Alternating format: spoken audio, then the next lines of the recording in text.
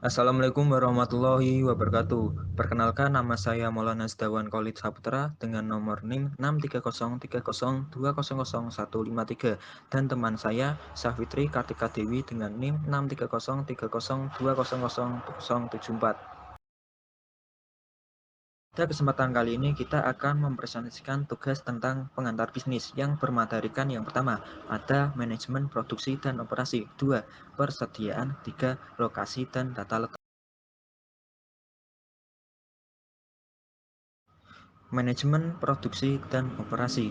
Manajemen produksi dan operasi adalah serangkaian kegiatan atau aktivitas untuk menciptakan, mengkoordinasi, mengatur, dan mengelola operasional sistem dengan memanfaatkan semua sumber daya yang dimiliki. Contohnya, tenaga kerja, peralatan, mesin, tanah, bangunan, bahan baku, dan modal secara efektif dan efisien sehingga menghasilkan suatu barang atau jasa dengan biaya optimum untuk meningkatkan laba perusahaan.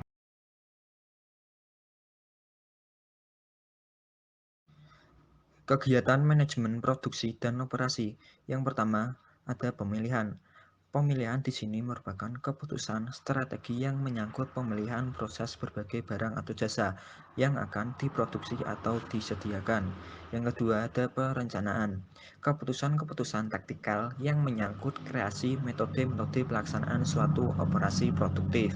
Tiga, pengoperasian. Keputusan-keputusan perencanaan tingkat keluaran jangka panjang atau dasar forecast permintaan dan keputusan-keputusan scheduling pekerjaan dan pengaplikasian karyawan jangka pendek.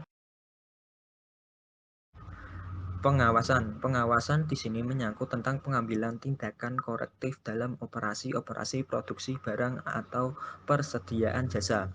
Yang kelima, pembaharuan. Pembaharuan di sini merupakan implementasi perbaikan-perbaikan yang dalam sistem produksi berdasarkan perubahan-perubahan permintaan, tujuan organisasional, teknologi, dan manajemen.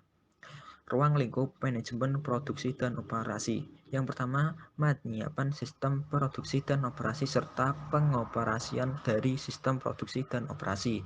2. Seleksi dan perancangan proses dan peralatan. 3. Pemilihan lokasi dan site perusahaan dan unit produk. 4. Perancangan tata letak atau layout dan arus kerja atau proses. 5. Rancangan tugas perusahaan. 6. Strategi produksi dan operasi, serta pemilihan kapasitas. Sasaran manajemen produksi dan operasi. 1. Tepat kualitas. Hal ini ditentukan oleh biaya produk dan karakteristik teknis seperti yang cocok dengan persyaratan tertentu. 2. Tepat kuantitas. Organisasi manufaktur harus menghasilkan produk dalam jumlah yang tepat. 3. Tepat waktu.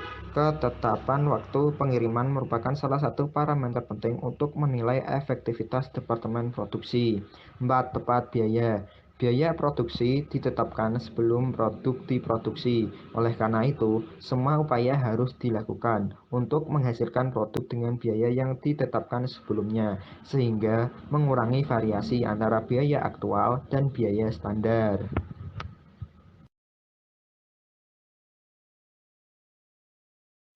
Persediaan adalah sejumlah bahan atau barang yang disimpan dan akan dipergunakan untuk memenuhi tujuan tertentu, seperti akan digunakan untuk proses produksi atau perakitan, untuk dijual kembali, atau digunakan untuk suku cadang dari mesin atau peralatan. Stok dapat berupa bahan mentah, barang jadi, barang dalam proses, suku cadang, atau bahan pembantu.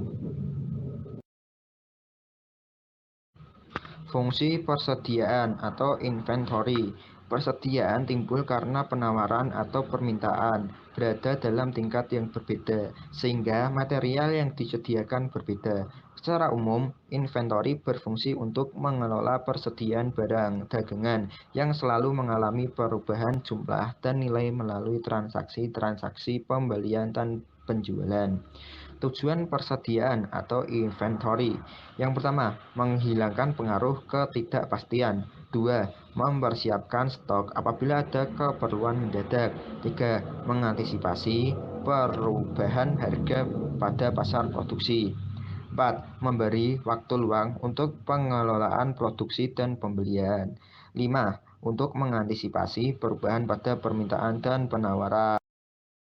Kegiatan bisnis yang membutuhkan manajemen persediaan. 1. Perusahaan manufaktur. Dalam perusahaan industri manufaktur, jenis persediaan terdiri dari 1. Persediaan bahan baku. 2. Persediaan barang dalam proses.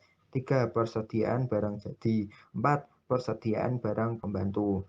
Kegiatan utama perusahaan industri adalah memproses bahan baku menjadi barang jadi dan kemudian dijual. Aktivitas produksi ini tentu memerlukan proses dan waktu yang lebih lama, sehingga dibutuhkan modal cukup besar yang harus diinvestasikan persediaan, dan biasanya perputarannya menjadi relatif lebih lambat.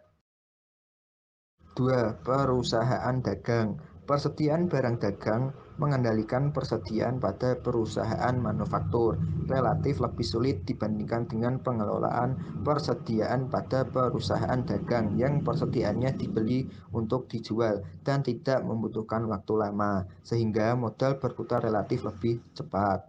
Hal terpenting dalam manajemen persediaan adalah tentang bagaimana mengelola bahan baku. Tidak hanya mengelola bahan baku, manajemen persediaan memiliki cakupan yang lebih luas, yaitu mengelola barang lain yang ada di perusahaan seperti barang dagang, barang proses, dan barang supply.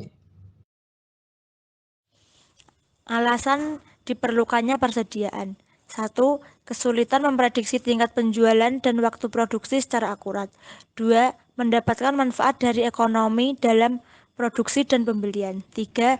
Jarak dan waktu yang diperlukan untuk penggandaan barang sehubungan dengan proses transit dalam sistem logistik. Adapun faktor-faktor yang mempengaruhi persediaan, yaitu perkiraan pemakaian bahan baku, harga bahan baku, biaya persediaan, kebijakan pembelanjaan, pemakaian bahan, waktu tunggu, model pembelian bahan, persediaan pengaman, dan pembelian kembali.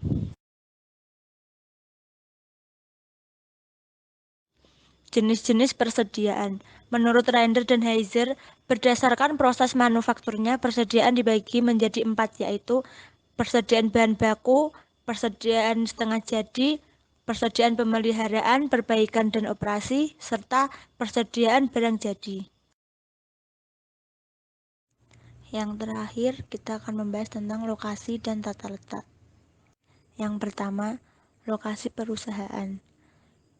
Faktor yang harus dipertimbangkan dalam pemilihan tempat untuk lokasi bisnis baru yaitu dekat dengan pasar, dekat dengan bahan baku, biaya transportasi yang terjangkau, ketersediaan tenaga kerja, ketersediaan sumber tenaga atau energi, dan memperhatikan lingkungan sekitarnya.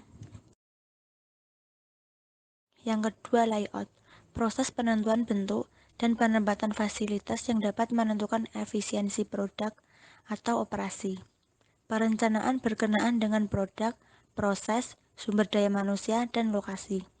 Untuk memperoleh layout yang baik, perusahaan perlu menentukan hal-hal sebagai berikut. 1. Kapasitas dan tempat yang dibutuhkan. 2. Peralatan untuk menangani material atau bahan. 3. Lingkungan dan estetika. 4.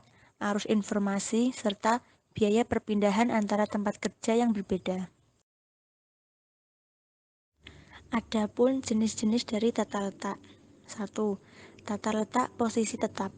Tata letak posisi tetap ini digunakan apabila produk yang dihasilkan sulit di bawah, seperti gedung, lokomotif, bendungan. 2. Tata letak yang berorientasi proses. Tata letak ini paling efisien di saat produk yang memiliki persyaratan berbeda, atau di saat penanganan pelangganan, pasien, atau klien dengan kebutuhan yang berbeda. 3. Tata letak kantor, mempertimbangkan kenyamanan, keamanan, dan pergerakan informasi. Yang keempat, tata letak toko retail atau eceran. Layout ini didasarkan pada ide bahwa penjualan dan keuntungan bervariasi kepada produk yang menarik perhatian konsumen. Dan yang terakhir, tata letak pergudangan dan penyimpanan. Untuk tempat menyimpan material baik bahan baku, barang setengah jadi maupun barang jadi yang siap dikirim ke pelanggan. Sebagian besar material disimpan di gudang di lokasi tertentu sampai material tadi diperlukan dalam proses produksi.